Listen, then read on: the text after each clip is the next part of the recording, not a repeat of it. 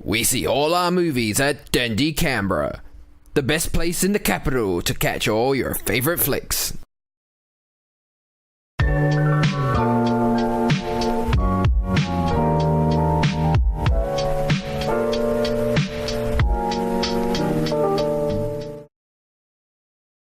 So hi, I'm James. I'm Anna.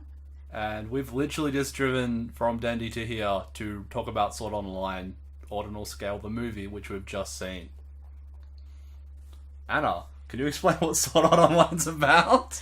Since you're the big fan and I hate it. I can't believe you hate it so much. It's You're not such an anti-fan. Well, one, yes, but two, it's not very good. Let's be honest. It has highlights and lowlights, lots of lowlights. But we're not here to talk about the anime and all of its flaws. Can you see my hands when I do that? Yes. Okay, cool. That's good. I can make gestures here. Give us a quick synopsis on the movie.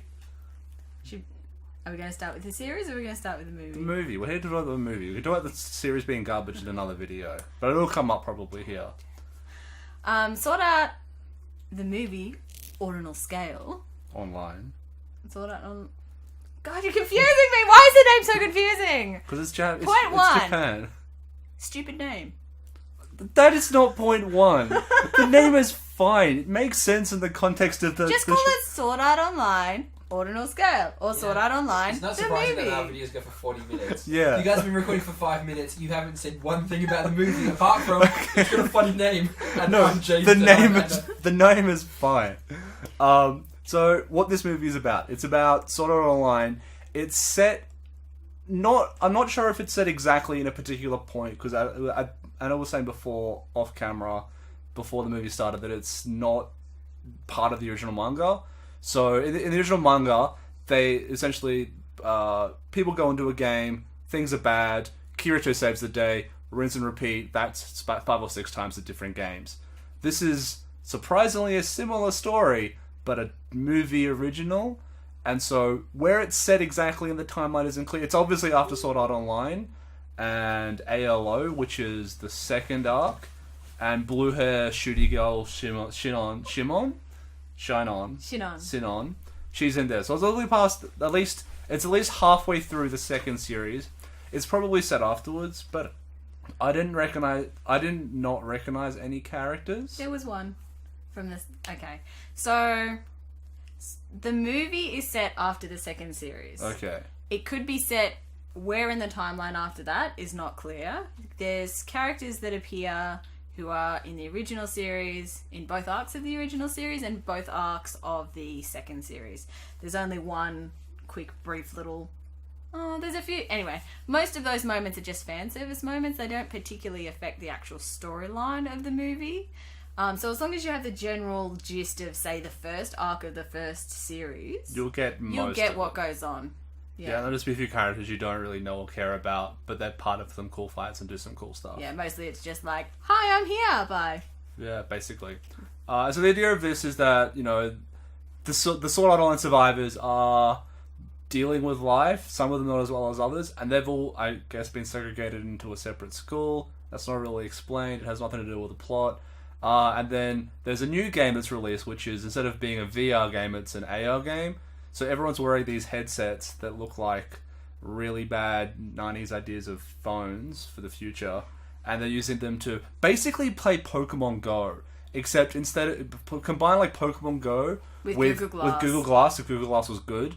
And they're literally just fighting monsters, like Pokemon. And they're getting points and they're getting ranked. And then they start losing memories for reasons. There will be spoilers in this review, and then Kirito has to save the day. I suppose that's a spoiler-free review is mostly that. Like, is there any important plot elements I've missed there? I can't think of anything. Sorry, just to cut you off there. That's mostly what it is, yeah. Yeah. So to be a bit spoilery, the villain makes no sense. To put it out. Okay, I suppose before I get really negative, so I don't like Sword Art Online. I actually found this movie enjoyable. So if you really like Sword Art Online, you will love this movie, I feel. Yeah, it's a good Sword Art Online movie. it's got all the things that people like about Sword Art Online: big fancy battles, flashy swordsmanship, Yeah, so Kirito with swords, Asuna. yeah, so if you really like the franchise, you'll love this. Like, I saw the Yu-Gi-Oh movie a few weeks ago. We did a review of that as well, and I really liked that movie because I liked the Yu-Gi-Oh series. But if you didn't like the Yu-Gi-Oh series, it probably wasn't for you. Similar to this one, if you're not a big fan of Sword Art Online, you probably won't like the actual movie. Although there are some pretty cool action scenes that are worth the cheap ticket on Tuesdays or whatever to go see. That's my positive thoughts. Do you want to have other things before I start ripping into why I didn't like it? And there's definitely problems with it. There's always been problems with the Sword Art Online series from my point of view. I enjoy it, but I do recognise that there are issues in it. Yeah. Things that, detract from the awesomeness of it. And those are definitely... the same issues are present in this movie. Yeah, one of the biggest criticisms of the original show was how Asuna starts off as an awesome, badass character, and then is ruined and becomes basically a damsel in distress at the end. And it's really similar here, where at the start she's a pretty badass chick and doing cool stuff, and then at the end she's a damsel in distress again. And she does at the very, very end kind of revert back to being cool. Thank God. Because I was like, if this ends in the same thing, weird tentacle stuff again, I don't know, then this is just they just don't know how to deal with their female characters. Yeah, all the female characters suffer from the same issue in this series, where they get to be cool for an episode, maybe two if they're lucky, and then they're just shuffled off to the side because they're a side chick. Obviously, they need to get that's the harem archetype. Well, that's the archetype female for the harem, and we're going to make the new one, the next one, and the next one. We get the whole set. Except there's no opportunity for him to end up with them. Usually in a harem, there is some openness, but it's always him and Asuna. There's never any question. They literally have a kid, sort of, in the fairy, who I still hate. She's such an ex machina. She's the most annoying character. And how old are Kirito and Asuna? I want to say mid-teens? Late teens. Mid to late teens? I think he was 15 or 16 at the start, so he must be about 19 now. He's talking about college. So since he's been 16, he's had this fairy computer thing calling him Papa. It's so weird. But she's so cute with the little fairy wings. She's and not a cute. cute. Yeah, but she's OP. She's more OP than Kirito is, and she doesn't do anything in this movie at all, which is really disappointing. Except ex machina stuff. She doesn't even do that well. It's at the very end. She's like, "Here's your old costumes and swords. So let's do cool stuff." But it just means that Kirito doesn't have to do anything because he just turns around to Yui and says, "Hey, you should find out information for us." Okay, Papa. Yeah, let's try and find out the plot because there isn't much of it. And so the idea is that big spoilers. The big bad villain of this. There's one villain on the surface and another one behind. And the one behind, his daughter was killed in Sword Art Online incident. And so his plan is to steal all the memories of the Sword Art Online players who survived and use them to create an AI program that gives his daughter life again. I think that part is actually reasonably clever. It's reasonably clever, except that these people don't know who she is. So they don't have memories of her, except for one guy who is the one helping him. And is shocked. It is revealed at the end they do all have memories of her. They've all got vague recollections of her. They're not a lot. And then, why does he have to, steal the memory? He steals memories by bombarding it with electrons, which happens to, make them pass out and forget things. A lot of the plot technology really doesn't necessarily make a lot of sense. It feels like a lot of jargon and a lot of made-up stuff. But not even that, it's just really contrived to give... So, in the original series, the plot... The threat was the fact that if you died in real life. And then in the second series, at least the first half, it was when you were playing and cut off from your senses, a dude was spoilers sneaking in and injecting you with stuff and you were dying. In this one, you're literally wearing a removable headset. And there's no real threat the whole time because if you just take off your headset, which you are fully able to do, you're protected from any sort of danger. And somehow Kirito is not able to convince a single person to do that. No, people are seeing, players drop like flies and, froth at the mouth as they've, lost memories and having seizures. And I was like, oh, I should maybe take this off. It might be dangerous. Yeah. It's a little bit... You would think that after I mean, I know they cover up some of the incidents, like the stuff from the second season is pretty well covered up, but you think people would be a little more suspicious after the whole Nerve Gear thing? Yeah, like Nerve Gear, like particularly like the first half when like they were trapped, but the second half when like people were forcibly trapped again, and then stuff in the second season yeah, as well. but that's also not publicized, so most people, except for the few people who were involved in that, wouldn't necessarily know. And it's like, why are you still doing this? Like, aren't you like scared it's gonna happen again? Like, obviously, I guess some people are, and they probably like go away. But these people are core gamers, and it's their life, and they're really into it. And I think there is a big plot or subplot within the series, at least, of how like they can't get away from the game. Like, it's kind of it is a big part of their life, and that's a little bit in this as well. Like, there's an idea put out that because they're losing their memories, they should all be happy. But obviously, that these memories and these experiences they had in Sword Art Online, while terrible, shaped who they are. And yeah, they I mean that's can't a really long lose it. part of your life to lose your memories of. It's like 3 years or something. They said 2 years. I think 2 it was. years. Yeah. Now, what did you think about Kirito's character in this Uh, iteration of Sword Art Online? I don't remember his character much from the original series, other than he was OP as F, and that's still true. Although he starts off pretty weak, and then has a training arc where he manages to ride all over, I assume, Tokyo in the space of 10 minutes and kill all of the monsters and go from being ranked 10,000 and something to rank 9 in 10 minutes, all of Tokyo. Yeah, I mean that doesn't really make sense because part of the storyline, part of the plot is that because it's augmented reality, you actually have to do the fighting yourself. You actually move your body. And there's a big part where they're like, "You're fat and unfit, Kirito. You need to get exercise." Not fat. He's skinny and weak and So unfit. stop eating pepperoni pasta all the Stop time. eating just pasta. Go have a sandwich, dude. Like, Yeah. But yeah, and then like literally within the space of 3 days, he completely masters the game and beats the best person in the game. It's like that makes no sense. No, it does not. I mean, I would get it if it was VR. Particularly a guy who's wearing a robot suit and thus moves better, faster, and stronger than an actual human body. Yeah. And then at the end, he like rips a thing off his back and deactivates it somehow. Yeah, it's a bit odd. What was interesting for me was they seem to be trying to do something different with Kirito's character and Kirito and Asuna's relationship, where he seemed to be much more like disinterested in everything, and he had this weird sort of awkward thing going on with Asuna, where like she'd be like, "You should come and meet my mom," and he's like, yeah, maybe later." This girl who I'm technically proposing to, I haven't met her mother yet, or her family. And it's weird. Like I say, it's also weird that like that is out of character for her mother as well, because she was super against anything to do with him, and that didn't really get resolved. But yeah, so they have this really awkward relationship through this, and he's really just disinterested in everything until something happens to Asuna, and then he's all in, of course. But they still have this awkward relationship, and I thought they were going to go somewhere interesting with it. No, sort of. But in the end, the resolution was just nothing. Yeah, they went Like, camping. Well, first, the actual resolution is where he goes into her room and reads her diary, and she doesn't care.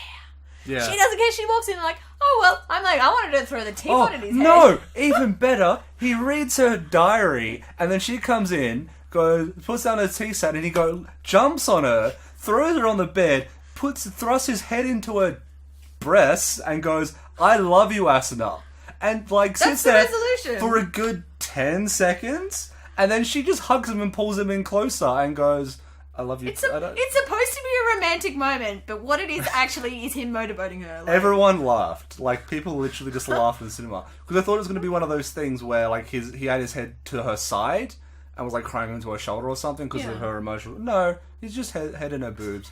And, like, literally, her diary's like, "Oh, my memories of Kirito are sparkling like jewels." And I've admittedly never read or written a diary of a 17-year-old girl. She's older than him, so she must be like 20 by now. 20-year-old girl. I don't know if that's how people write words about things. Teenage girls would write like that about their boyfriend. But she's 20. But they would not be okay with him reading it. No. This is obviously written by old men. Yeah, just people who just don't understand how anything works. I really did want her to like Freak out. just like be like you know do that like angry thing where she's just like you know that's something's gonna. That would have been expensive to animate, and that's the thing I did notice with this was that It's like, get out. the animation budget was very focused into some areas, which was the battles. main battles, to the point where like the movement of lips to voices didn't really work, particularly when they forced singing into it, and clearly like the mouths of the singing characters were just going in almost perfect up and downs, and the voices were not doing that. There's and also literally, the fact that they have flashbacks, which are like low res. Yeah. Like I'm like. You would think maybe it was intentional, but no, it just looked like they took the footage and it wasn't the right. And the best thing is that there were the same 10 background characters, plus or minus like 2, in all of the scenes. The maid outfit. The maid outfit, the Tiger Man, the Cat Girl, one other person, 2 other girls, and then a dude with a sword, a guy with a Geordie LaForge visor, and one other I'm forgetting. And that was basically all, if not most, if not all, of the background characters. So like, there's very much going. We're putting all of our money into the last fight. It was a very cool fight. I liked it a lot. I was actually a very good little fan. I wanted the last fight to be a little more even. Yeah, because Spoilers, they fight a giant monster at the end, which was also a bit weird because at the end, they go to level 100 of Ironclad to fight the final boss. Okay. But the final boss is supposed to be Kaiba Akihiko, according to, like, everything else in the canon. Yeah, and he was clearly a giant Lady thing. 300-foot woman. So actually, the final battle is they all go to an idol concert, because this is an anime. They need to, like, jam in song references to buy a CD. And then while there, they all get locked in, and the police are unable to get inside because the doors all have red locks on them. And they can't break down the doors They or just the like walls. go, oh, it's locked. Oh well. Yep. Well, so they're like, oh, we'll try the next one. And literally, one guy shoots a lock and it goes into a room later on. But so they're stuck inside, and then they are shocked to learn that this AR device has the ability to go full VR, even though they've been fighting these battles the whole time, which are entirely immersive around them and are clearly VR. But it's a shocking revelation. So they get deep dived into another place, while they abandon everyone else to be murdered by the monsters in the idols. Admittedly, they do go, hey guys, take your things off, Yeah, this is not again. right. And everyone just goes, Take off the headset, Shinji. God damn it, man. I don't know what the explicit rating on YouTube's after swearing. I'm trying not to swear.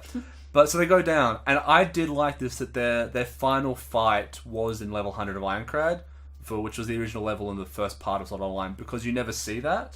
And so part of the thing with Sword Art Online is that they finish around level 72, I think. Yeah. Somewhere around like the mid-70s, maybe mid-80s. And so it was cool, like, oh, what was that final boss going to be? yeah, but he explicitly states in the original anime that he was going to be the boss waiting at the top in the Ruby Palace or whatever. Yeah. So what I would have liked to see is after they fought the big lady, then he should have appeared and they should have fought Well, he him. did appear. He gave Kirito a big sword, which then he went No, back. he didn't. Yeah, he gave him the big sword. He talked to him, but he didn't appear. Yeah, he talked to him as like a mystical ghost guy at the top, and then dropped down a sword for Kirito, because Kirito doesn't have enough swords. That was actually, I was annoyed that they only brought out the 2 swords Kirito at the very end, because he's pretty garbage at fighting one sword, a la Takuma from Star Driver. Great anime, you should watch that. Much better than Sword Art Online. And he gets a giant sword, which, I don't know, is that meant to be Excalibur from season 2? No, Just another sword? Again, don't remember. Because he gets Excalibur in season 2, which is supposed to be the best sword ever. Yeah, but he and then he doesn't gets use this that. like Cloud Strife size, Final Fantasy size, Yeah. like sword. And then he goes back into the idol concert. No. So he gets like his VR version Oh, gets projected that's a into good the point. into the AR world somehow, which is weird. And Yep. then he's like one hit KO. And then like hundreds of yeah, like bosses he's literally at a just time. swing sword, and then monsters around just explode everywhere. Fireworks. And that's the end. Cool firework effects. Yeah.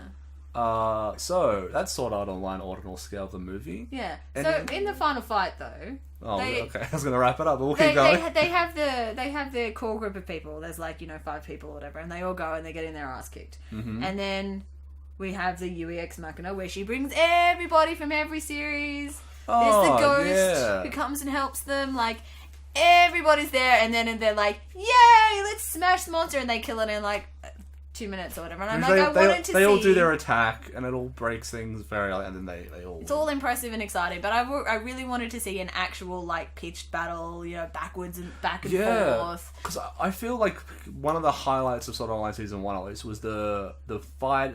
I think must have been the first boss, whereas Kirito, when he must win the. It's either the one where he wins the jacket, and also the one where he gets his dual wield skill. Those are epic. He doesn't fights get the dual wield until quite later. So like the one where he wins his jacket, the very first boss fight, and then also the one later on where he gets his dual wield skill. He brings out his dual wield Yeah, skill for the first time. Yeah. And he gets his two swords. And The ones where it's desperate and it's backwards and forwards and you don't know who's gonna win. Exciting stuff. Yeah, those are the cool not fights. So much in this. Yeah, there was a couple of those fights, but I was just disappointed with the last one a little bit. Yeah, and also like there's a dude going around beating them up while they're playing the game in real life, breaking their arms, and they disappear and go to hospital, and no one notices they're missing. Like literally, Asuna goes to a fight, an event, meets up with her friends, walks off. Klein for all you Klein fans like me. Klein fans walks off into the event. When she leaves, the first level villain comes, literally beats these guys up with his robot suit, breaks their arms. And when Though Asuna it wasn't clear what he was doing. I thought he was like murdering them because it looked like he was totally snapping the guy's neck. Snapping, I'm like, snapping the necks. They were hitting off blood. One guy like disappears from an earlier thing. We don't know. He could just be dead, possibly. Then they finish thing. Asuna comes back and goes, "Oh, Klein's gone. I'm just gonna go home. Whatever, Well, I mean, they do notice the next day and go to look for him. Yeah, there's the next day. Like, I met this guy at this event. He disappears. I don't care. Whatever. Like, Just bad friends. They're really just not good friends. What else is on my notes? Something of boobs. The doors. Oh, best Easter egg. The whole. Okay, so one good thing, one bad thing. Best Easter egg. Wagneri is in this movie. But if you were fans of the Working franchise, it's in there. It is the highlight of the movie. It's like 5 minutes in. It's downhill from there. They eat Wagneria food. It's great. So, what bad thing? So there's a ghost in the system who's trying to tell Kirito what's going on. He runs into her in the park, and she points at a building and says like "search," and he's like, "Oh, whatever." Then he meets her again, and she points at something. he goes, where do you want me to look? And she goes, there, and then she and disappears. he goes, and she disappears, and he's like, oh well. And then he a just keeps going. third time, meets her. She points, disappears, and then later on he punches a vending machine and realizes, oh, maybe she meant me to look there. maybe she's pointing somewhere. Maybe she was answering my question. God, he's such an idiot. And then I mean, it would have made sense if he actually had made some attempt to look and couldn't find her. Yeah, because that could have worked. Let's do some geography. Like, she points it from one place in a direction. That's a line. Could be anywhere on that line. Second time, she points to another place. You got two lines. They meet at an X. There. Yeah. That's the point where you know, oh, we need to go to that one spot. Third time, he's an idiot. Well, yeah. I disagree with that, but yeah. Math? He should have actually... Geography? It's hard to tell when you're pointing. Like, if say you're coming from the same side and she's pointing in that vague direction, you might not be able to tell where they cross. Google parallax. We Yui do it all the time. parallax. This is the Yui parallax has failed. So the uniparallax. I really liked the music though, especially they have this thing where they try and tie in this whole idol thing, which you were complaining about before. But what happens is they have this, let's say, Hatsune Miku style character who is the mascot for the game, and she appears at the big battles and sings a song while they're fighting. I actually really like this because the music they use is like a interesting sort of. It starts off as like a techno sort of beat, and then the choir comes in and it gets all dramatic and very cinematic, and I like that a lot. Okay, the viewers would have noticed I rolled my eyes when she said she liked the music. She actually just named the one part of the music I did like, which was integrating it into the fights. Yeah. The thing I didn't like was like Kirito asks the ghost some questions and she answers with a song. Like, come on, like, be less ham-fisted with your music. It is a very Japan thing to make the music insight so you can sell CDs and tracks and that sort of thing. The music was fine. Like, it wasn't terrible music. It wasn't the best music ever, but it was very Sword Art Online music. Like, it really fit in with the thing. You had the Lisa song at the end. which Yeah. was way too close to the actual original theme song. Like, Well, I think that's a lot of these things when you're having like the final music towards big story arcs, they're always either very reminiscent of or just a redone version of the original theme. yeah, it was a little borderline. Like, it was very good. Like with Coconut Basket at the very end, I they would- redid yeah. the opening theme for the ending. Yeah, and it was either just redo the great. opening theme or have a new song, not half. Yeah, that makes sense. It was literally like half the same notes and then different. I'm like, oh, it's the wait, no. Yeah, Same singer, obviously, which is great. Lisa's awesome. Yeah. But I would have liked to see a completely different new song from her. Yeah, I suppose completely unrelated to that. The translation was reasonably good as well as the subtitles. There were a few bits that were a bit off.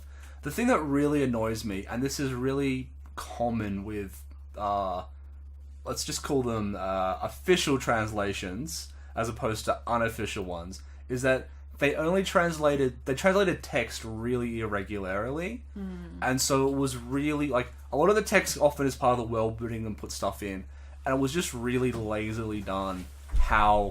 What was and wasn't put into English. Like I prefer having the Japanese language and then the subtitles to read, but when there's all this text around, which may be relevant to the plot or may not be, it's very. I find it very annoying because I just don't know what's going It on. would be very time consuming to actually. It would all be of time that. consuming, but there's a I would ton rather of have the movie quicker. there's a ton of money in this, and so like one option is they either translate the relevant stuff and just get rid of everything else, or they just translate all of it and don't do a very good job of it, or they don't do any of it. Or when they're making it, they actually have an English English of the version. line, which I think that more anime companies should do. But considering they don't consider the rest of the world worth worrying about it ever, it's never going to happen. Yeah, like we're not going to mention any fan subgroups, but some of them do that sort of typography really, really well, and it really does annoy me when people doing it not in the right way, not the right people, do arguably a better job of making sure that the audience gets the whole story.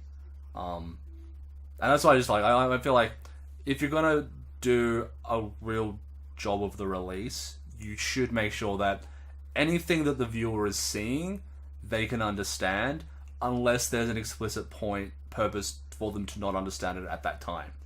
So like often, like there are some movies where they often have parts in like Spanish or a different language, and because it's a different character, their whole point is they're not meant to be comprehensible to the main cast. But like otherwise, just for a general thing, when you're seeing something, you should be able to understand it.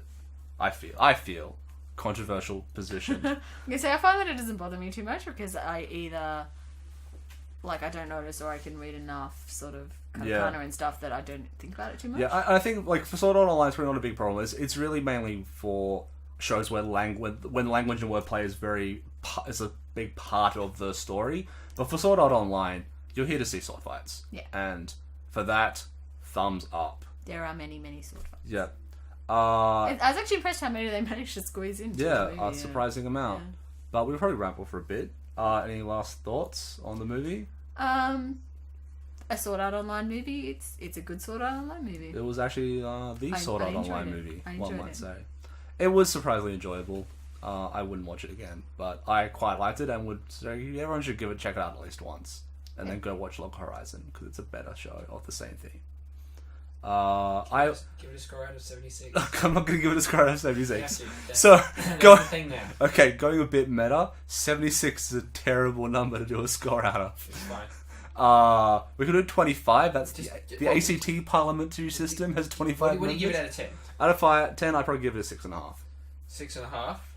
And maybe a +1 if you like Sword Art Online already. So you gave it 49 out of 76. Jesus Christ. So just say that. Okay, I give it 49 out of 76, which is a solid... Wait, no, that's the Senate, isn't it? It's the upper house. No, I don't want that. How many House of Reps members are there? 144? 150. 150. So I give it... Are we changing it now? I After give... we established it in the first episode poorly? Because We're doing that it wrong? that doesn't work. Okay, so meta if Anna knows what we're talking about. We tried to make a system where we vote on a Canberra theme for rating systems, and then the one I thought of on the fly was if this was to make up a government, how many seats in the House would it have? And I thought there was 75 seats, but I was thinking of the Senate, and so it doesn't work as a concept because you don't form government in the Senate. You learn something every day. Okay, give it a score out of 150. Oh, what's it? Oh, that actually probably works quite well. I'll divide that by 6.5 times. Is that like 85? 85 out of No, 150? 97.5. 97.5. I guess you can't really give it 0.5 overseas. That is an incredibly 97. that is an incredibly solid government majority in the House. So, just quick. So, you give it 97 out of 150. Yeah, we'll go with that. You gotta say it because I don't know if they can hear me. 97 out of 150. Anna, what did you give it out of 150? I give it a penny Wong. So 1 out of 150. What out of 150? Well, except Jesus. she's a senator, so that'd be 1 out of 76. Well, No, yeah, solid. different. So what? That's even the wrong House. Jeez. I give it a penny Wong. Solid, likable, Okay, well, But yeah, not- a new rating yeah. system. Let's you, not- you judge it as based on- likable as a You politician just, can be. you just say what politician you give it. Oh, Bill Shorten. So if you give it a Corey Oh, Bernardi, that's it a means bit mean. it was a bit of a shit movie. No, I would never give anything a Corey Bernardi. If it's Malcolm Turnbull, then it seemed like a kind of It's good a idea betrayal? going in, but it was really boring. Okay, we're cutting this out. This is so terrible. Final score, 6.5 out of 10. I'll give it a 7.